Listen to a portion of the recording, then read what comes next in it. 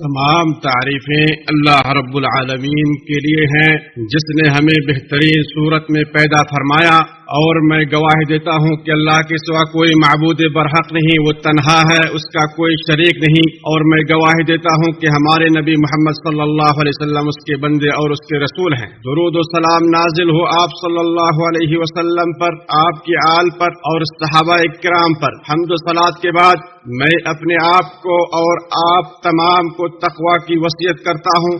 ارشاد باری تعالیٰ ہے کہ اے لوگوں جو ایمان لائے ہو، اللہ سے ڈرو اور سچے لوگوں کے ساتھ ہو جاؤ۔ حمد و صلات کے بعد قرآن کریم میں ایسے قصے مذکور ہیں جن میں عبرتیں، پند و نصائح اور بہت سے اسباق ملتے ہیں۔ چنانچہ اللہ رب العالمین نے اولین مخلوق آدم علیہ السلام اور ان کی بیوی حوا کا قصہ ہمارے لیے بیان فرمایا ہے، جس میں شیطان کے ساتھ مقابلے اور کشمکش کا بیان ہے۔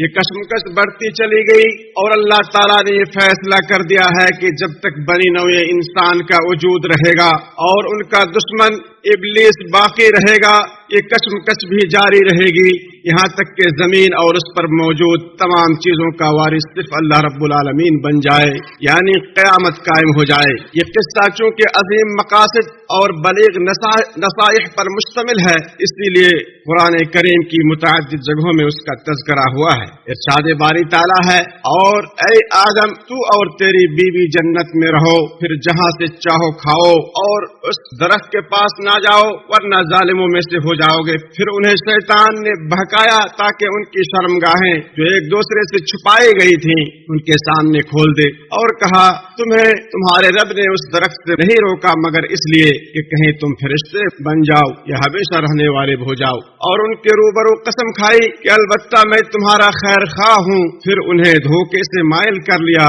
پھر جب ان دونوں نے درخت کو چکھا تو ان پر ان کی شرمگاہیں کھل گئیں اور اپنے اوپر بہشت کے پتے جوڑنے لگے، اور انہیں ان کے رب نے پکارا کیا میں نے تمہیں اس درخت سے منع نہیں کیا تھا اور تمہیں نہیں کہا تھا کہ شیطان تمہارا کھلا دشمن ہے؟ ان دونوں نے کہا اے ہمارے رب، ہم نے اپنی جانوں پر ظلم کیا، اور اگر تو ہمیں نہ بخشے گا اور ہم پر رحم نہ کرے گا تو ہم ضرور تباہ ہو جائیں گے۔ اللہ تعالیٰ نے آدم علیہ السلام اور ان کی بیوی کو جنت میں سکونت اختیار کرنے کا حکم دیا، اور یہ شرف ان کو ان کے عزت اور بلند مقام و منزلت کی وجہ سے نصیب ہوا تھا، کیونکہ جو بھی اوامر الہی کو بجا لاتا ہے وہ اللہ کے نزدیک باعزت ہو جاتا ہے، اس کا دل سکینت سے بھر جاتا ہے، اس کا نفس مطمئن ہو جاتا ہے، اور اس کی زندگی اور حالات خوشگوار ہو جاتے ہیں۔ اور جو شخص اللہ سے دوری اختیار کرتا اور اس سے اعراض کرتا ہے وہ نہایت تنگی کی زندگی گزارتا ہے۔ اللہ تعالیٰ نے آدم و حوا سے فرمایا کہ تم دونوں پھر جہاں سے چاہو کھاؤ۔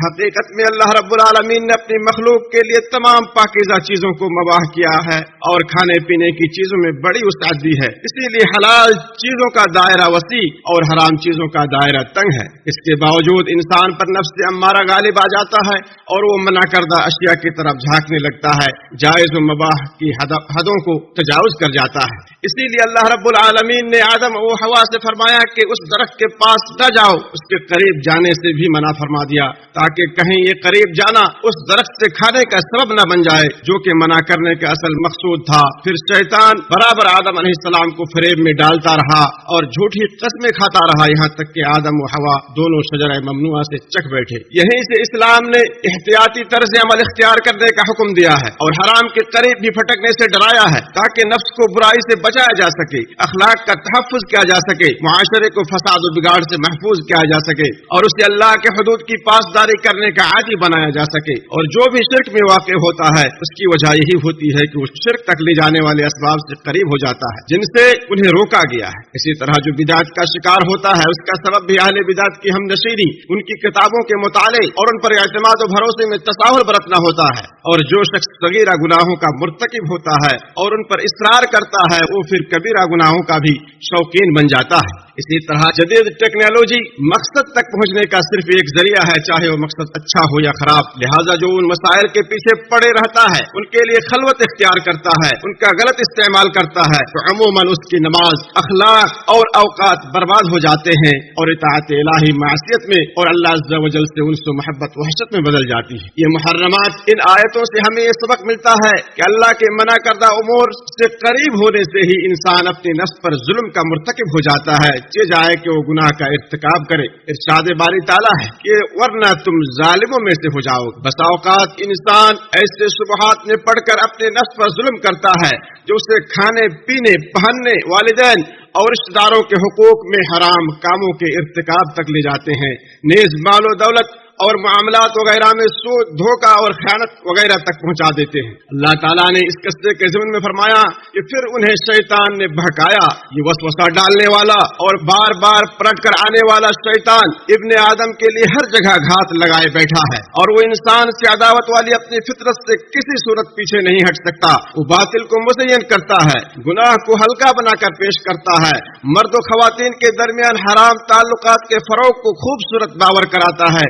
جو چیز اللہ کے ہاں عظمت والی ہے اسے مخلوق کے ہاں معمولی و حقیر بناتا ہے، ثابت شدہ اور عقدی مسائل میں شکوک و شبہات پیدا کرتا ہے، مسلمانوں کو آپس میں لڑاتا ہے، انسانی کمزوریوں کی تلاش میں رہتا ہے، اور ہر کسی کو اس کے حساب سے گمراہ کرنے کے لیے اسباب و وسائل اختیار کرنے میں کوئی کوتاہی نہیں برتتا۔ اس سے اس کا مقصد و ہدف وہی ہوتا ہے جس کے بارے میں اللہ نے فرمایا، تاکہ ان کی شرمگاہیں جو ایک دوسرے سے چھپائی گئی تھیں ان کے سامنے کھول دے۔ چنانچہ معصیت و نافرمانی اس پردے کو تار تار کر دیتی ہے جو اللہ تعالیٰ اور اس کے بندے کے درمیان ہوتا ہے، اور جب پردہ ختم ہو جاتا ہے تو شرمگاہ عیاں ہو جاتی ہے، اور یہ پہلا مرحلہ ہوتا ہے جو بعد کے مراحل کو آسان بنا دیتا ہے۔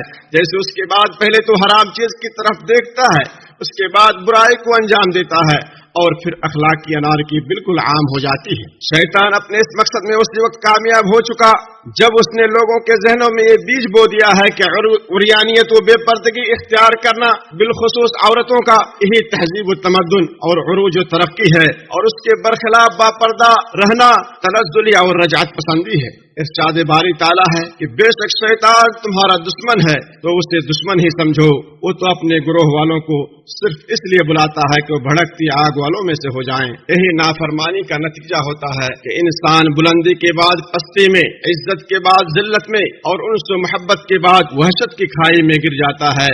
اللہ رب العالمین میرے لیے اور آپ کے لیے قرآن کریم کو بابرکت بنائے، مجھے اور آپ کو اس میں موجود حکیمانہ نصیحت اور آیات سے نفع پہنچائے۔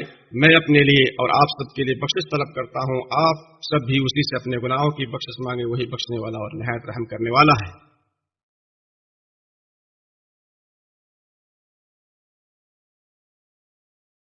تمام تعریف اللہ کے لیے ہے، میں اسی پاک ذات کی تعریف کرتا ہوں اور اسی کا شکر بجا لاتا ہوں، اور میں گواہی دیتا ہوں کہ اللہ کے سوا کوئی معبود برحق نہیں ہے، وہ اکیلا ہے، اس کا کوئی شریک نہیں، اور درود و سلام نازل ہو آپ صلی اللہ علیہ وسلم پر، آپ کی آل اور آپ کے صحابہ پر۔ حمد و صلات کے بعد میں اپنے آپ کا اور آپ تمام کو تقوی کی وصیت کرتا ہوں۔ اللہ رب العالمین نے اس قصے کے ضمن میں فرمایا کہ اور ان کے رب نے ان کو پکارا، کیا میں نے تم دونوں کو اس درخت سے منع نہیں کر چکا تھا اور یہ نہ کہا تھا کہ شیطان تمہارا صریح دشمن ہے؟ یہ آدم اور حوا اور ان دونوں کی اولاد کے لیے ایک الٹیمیٹم ہے کہ جو کسی حرام کام میں گرفتار ہو جائیں، اللہ تعالیٰ نے ہمارے لیے کوئی عذر چھوڑا ہی نہیں، اس نے سب کچھ بیان فرما دیا ہے، سب کچھ واضح کر دیا ہے، اس نے ہمیں ڈرایا بھی ہے۔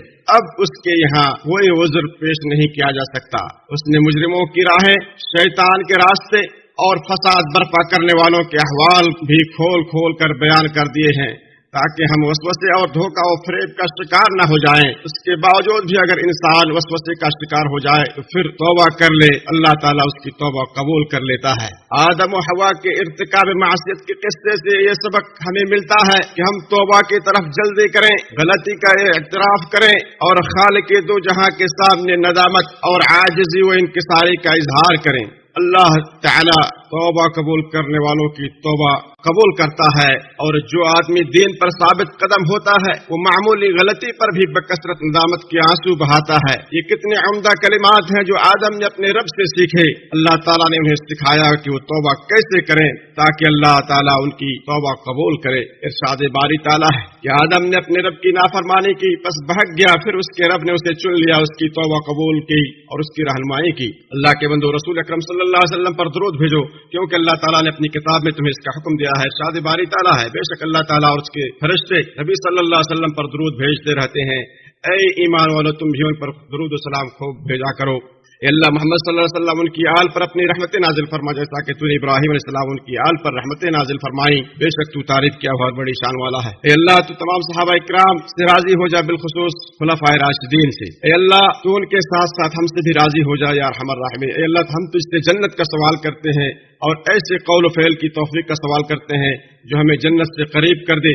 हम जहन्नम की आग से तेरी पनाह चाहते हैं और हर ऐसे कौल व फ़ेल से भी जो हमें जहन्नम के करीब कर दे। ऐ अल्लाह, हम तुझसे हर भलाई का सवाल करते हैं, हाँ वो जल्द मिलने वाली हो या देर से, उसे हम जानते हो या ना जानते हो, और हर उस बुराई से तेरी पनाह मांगते हैं जो जल्दी आने वाली है या देर से। ऐ हमारे रब, तू हमारी तौबा कबूल फरमा, हमारे गुनाहों को धो दे। ऐ अल्लाह, तू बहुत ज्यादा बख्शने वाला है और माफी को पसंद करने वाला है, लिहाजा हमें माफ फरमा। ऐ अल्लाह, हम तेरी नेमत के जायल होने से, तेरी दी हुई आफियत के फिर जाने से, तेरी नागहानी गिरफ्त से और तेरी हर किस्म की नाराजी से पनाह मांगते हैं। ऐ अल्लाह, तू हमारे इमाम खादिम हरमैन शरीफैन को अपने पसंदीदा उमूर की तौफीक अता फरमा और उनके वली अहद को भी हर खैर की तौफीक अता फरमा। ऐ अल्लाह, तू हमें दुनिया व आखिरत में खैर व भलाई अता फरमा और जहन्नम के अजाब से हमें बचा ले। अल्लाह, तू हम पर रहमत की बारिश नाजिल फरमा, तेरी रहमत का सवाल करते हैं या रब्बल आलमीन। ऐ अल्लाह, तू हमें दुनिया व आखिरत में हर किस्म की भलाई से नवाज।